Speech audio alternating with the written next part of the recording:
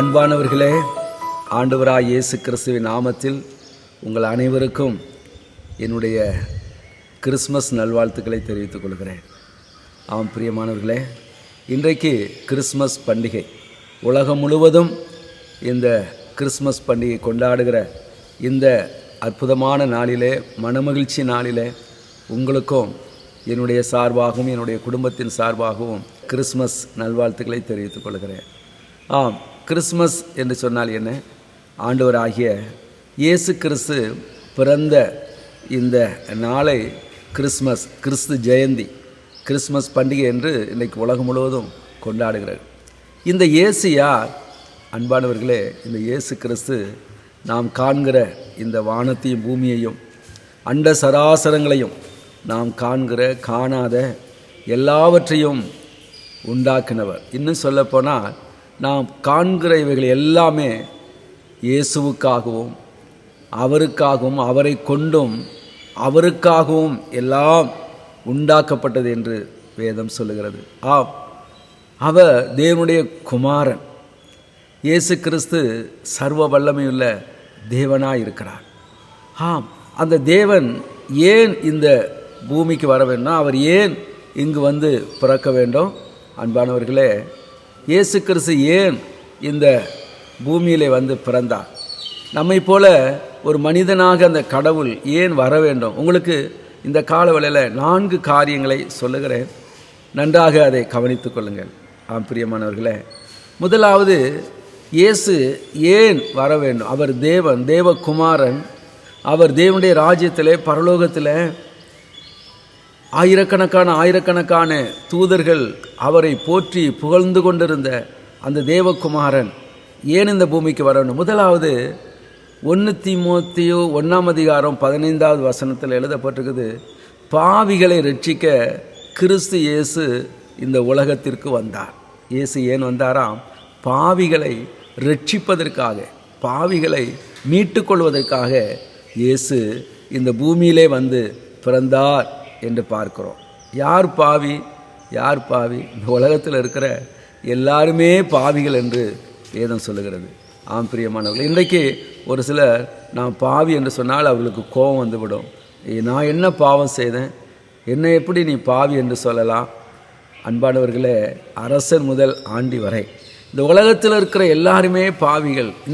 இந்த பாவம் எப்படி வந்துச்சு? கடவுள் உண்டாக்கின முதல் மனிதன் ஆதாம் என்கிற ஒரு மனிதன் கீழ்ப்படியாமல் போனபடினால முழு உலகத்திற்கும் பாவம் வந்தது. அதே நேரத்தில் இந்த பாவத்தை போக்கும்படியாக தேவகுமாரன் என்கிற ஒருவர் இந்த பூமிக்கு வந்து அவர் கீழ்ப்படிந்ததினாலே அந்த ஒருவராலே எல்லாரும் நீதிமான்களாக்கப்படுகிறோம் என்று வேதம் சொல்லுகிறது. ஆம் பிரியமானவர்களே, இயேசு ஏனையா இந்த பூமிக்கு வந்தார்? பாவிகளாகிய நம்மை ரட்சிக்கும்படியாய், நம்மை மீட்டு கொள்ளும்படியாய், நம்முடைய பாவத்தில் இருந்து நம்மை மீட்டு கொள்ளும்படியாய், நம்மை ரட்சிக்கும்படியாய், நமக்கு ஒரு பாவத்திலிருந்து ஒரு விடுதலை கொடுக்கும்படியாக இயேசு இந்த பூமிக்கு வந்தார். இரண்டாவது இயேசு ஏன் வந்தார்? மத்தேயு 18:11 எழுதப்பட்டிருக்குது, மனுஷகுமாரன் கெட்டு போனதை ரட்சிக்க வந்தார். மனுஷகுமாரன் இயேசு கிறிஸ்து ஏன் வந்தாராம்? கெட்டுப்போனதை ரட்சிக்க வந்தார். பாவத்தினாலே கெட்டுப்போன மனிதனுடைய இருதயத்தை, மனிதனுடைய சிந்தையை, மனிதனுடைய வாழ்க்கையை, குடும்பத்தை, இந்த சமுதாயத்தை, இந்த உலகத்தை, பாவத்தினால கெட்டுப்போன இந்த சமுதாயத்தை, இந்த உலகத்தை, மனிதர்களை ஆண்டவர் ரட்சிக்கும்படியாக, இந்த கெட்டுப்போன மனிதனை மீண்டும் உருவாக்கும்படியாய், அவனுடைய வாழ்க்கையிலே ஒரு மாற்றத்தை உண்டாக்கும்படியாய், அவனுக்குள்ளே மீண்டும் ஒரு உருவாக்குதலை உண்டாக்கும்படியாக, ஆதி நிலைமையிலே அவனை மாற்றும்படியாக இயேசு இந்த பூமிக்கு வந்தார். ஆம் பிரியமானவர்களே, இயேசு ஏன் வந்தாராம்? இரண்டாவது, கெட்டு போனதை ரட்சிக்கும்படியாக வந்தார். ஒருவேளை உங்களுடைய வாழ்க்கை கெட்டு போயிருக்குதா? உங்களுடைய குடும்பம் அல்லது உங்களுடைய பிள்ளைகளுடைய வாழ்க்கை அல்லது ஒருவேளை உங்களுடைய தொழில், உங்களுடைய வியாபாரம், நீங்கள் கைடிச்சிற வேலை, இவைகளிலே அவைகளெல்லாம் சிதைந்து போய்விட்டதா? கெட்டு போய்விட்டதா? கவலைப்பட வேண்டாம், சோர்ந்து போக வேண்டாம். இயேசு இருக்கிறார். அவர் எதற்காக வந்தார்? கெட்டுப்போன நம்முடைய வாழ்க்கை, கெட்டுப்போன நம்முடைய குடும்பத்தை, அல்லது சிதைந்து போன உடைந்து போன நம்ம எல்லாவற்றையும் மீண்டும் உருவாக்கும்படியாக இயேசு இந்த பூமிக்கு வந்தார். ஒருவேளை அந்த காலவல்ல உங்களுடைய வாழ்க்கையில் எந்த காரியத்தில், எந்த நிலைமையில் நீங்கள் கெட்டு போயிருக்குது, அல்லது உடைந்து போயிருக்கு, அல்லது சிதைந்து போயிருக்குது, இனி அதை உருவாக்கவே முடியாது என்று நினைக்கிறீர்களா? இன்றைக்கு இயேசுவிடத்திலே நம்முடைய வாழ்க்கையை கொடுக்கும்போது அவர் மீண்டும் அதை உருவாக்குவார். அப்போ இயேசு ஏன் இந்த பூமிக்கு வந்தார்? கெட்டு போனதை ரட்சிக்கும்படியாக வந்தார். அது மாத்திரமல்ல, மூன்றாவது இயேசு ஏன் வந்தார்? 1 யோவான் 3ஆம் அதிகாரம் 8வது வசனத்தில் எழுதியிருக்குது, பிசாசுடைய கிரியைகளை அழிக்கும்படிக்கு தேவனுடைய குமாரன் வெளிப்பட்டார். பிசாசுடைய கிரியைகளை அழிக்கும்படிக்கு தேவனுடைய குமாரன் இயேசு கிறிஸ்து இந்த பூமிக்கு வந்தார். ஆம் பிரியமானவர்களே, இந்த உலகத்தில் 2 விதமான சக்தி இருக்குது. ஒன்று கடவுளுடைய சக்தி, இன்னொன்று சாத்தான் அல்லது பிசாசுனுடைய சக்தி.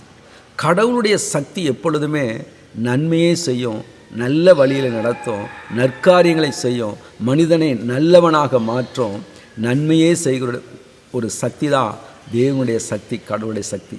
ஆனால் சாத்தான் பிசாசுடைய சக்தி எல்லா தீமைக்கும், அழிவுக்கும், நாசத்துக்கும் அந்த சாத்தானுடைய சக்தி காரணமாக இருக்கிறது. ஆண்டவர் இயேசு சொன்னார், திருடன் திருடவும் கொல்லவும் அழிக்கவும் வருகிறான் என்று, வேறொன்றுக்கும் வரான் என்று சொல்லி. இன்றைக்கு எண்ணற்ற மக்களுடைய வாழ்க்கையில் அந்த சாத்தானுடைய வஞ்சகத்தினாலே அநேகர் பலவிதமான பாவத்துக்கும், சாபத்துக்கும், வியாதிக்கும், பலவிதமான பிரச்சனைகளுக்கும் அடிமைப்பட்டு இருக்கிறதை பார்க்கிறோம். அன்பானவர்களே, இப்படிப்பட்டதான சாத்தானுடைய பிடியில் இருக்கிறவர்களை விடுவிக்கும்படியாகத்தான் இயேசு கிறிஸ்து இந்த பூமிக்கு வந்தார். மார்க் 5ஆம் அதிகாரத்தில் ஒரு சம்பவம் உண்டு வேதத்தில். அங்கே ஒரு மனுஷன் கல்லறையில் குடியிருக்கிறான். இரவெல்லாம் கத்தி கொண்டு இருக்கிறான், கூக்குரலிட்டு கொண்டு இருக்கிறான். அது மாத்திரமல்ல, அந்த கல்லெல்லாம் எடுத்து தன்னுடைய சரீரத்தை அவன் தானாகவே காயப்படுத்தி கொண்டு இரவெல்லாம் கத்தி கொண்டு அலைந்து கொண்டு இருக்கிறான். அவனை சங்கிலிகளினால் கட்டினாலும் யாரும் அவனை கட்ட முடியவில்லை. பாருங்கள், வீட்டில் இருக்க வேண்டிய மனுஷன் நீ சுடுகாட்டில் கல்லறையில் கடந்து இரவெல்லாம் கூக்குரலிட்டு கொண்டு இருக்கிறான். காரணம் என்ன? அங்கே வேதம் சொல்லுகிறது, அவனுக்குள்ளே பலவிதமான அசுத்த ஆவிகள், பிசாசு அவனுக்குள்ளே இருந்தபடினாலே அவன் அவிதமாக இருந்தான். அவனுடைய சரீரத்தில் வஸ்திரம் கூட இல்லை, பாருங்கள், நிர்வாணமாக இருக்கிறான். இயேசு கிறிஸ்து அந்த வழியே போனார். அப்பொழுது அவன் கடந்து கத்துக்கிறான், தேவனுடைய குமாரனே, உமக்கும் எனக்கு என்ன, ஏன் இங்கே வந்து? ஆண்டவர் சொன்னார், அசுத்த ஆவியை இவனை விட்டு விலகி போ என்று சொன்ன மாத்திரத்தில் அவனுக்குள்ளே இருந்த அந்த பிசாசு அவனை விட்டு நீங்கின போது அவன் புத்தி தெளிந்து, அதற்கு பிறகு அவன் வஸ்திரம் தரித்து கொண்டு அவனுடைய வாழ்க்கை அப்படியே மாறிவிட்டது. அக்கம் பக்கத்தில் இருக்கலாம் வந்து பார்த்து ஆச்சரியப்படுகிறார்கள். பிரியமானவர்களே, பாருங்கள், ஒரு மனுஷனுடைய வாழ்க்கையை எவ்விதமாக சாத்தான் கெடுத்து. அப்படிதான் இன்றைக்கு அநேகர் குடிக்கும், வெறிக்கும், உபச்சாரத்துக்கும், பலவிதமான பாவத்துக்கும் அடிமைப்படுத்தி வைத்திருக்கிறது இந்த பிசாசு. எனவே இந்த பிசாசுடைய கிரியைகளை அழிக்கும்படிக்குத்தான் இயேசு கிறிஸ்து இந்த பூமிக்கு வந்தார். கடைசியாக 4வதாக இயேசு ஏன் பிறந்தார்? யோவான் 18ஆம் அதிகாரம் 37வது வசனத்தில், சத்தியத்தை குறித்து சாட்சி கொடுக்க நான் பிறந்தேன், இதற்காகவே இந்த உலகத்தில் வந்தேன் என்று அங்கே வாசிக்கிறோம்.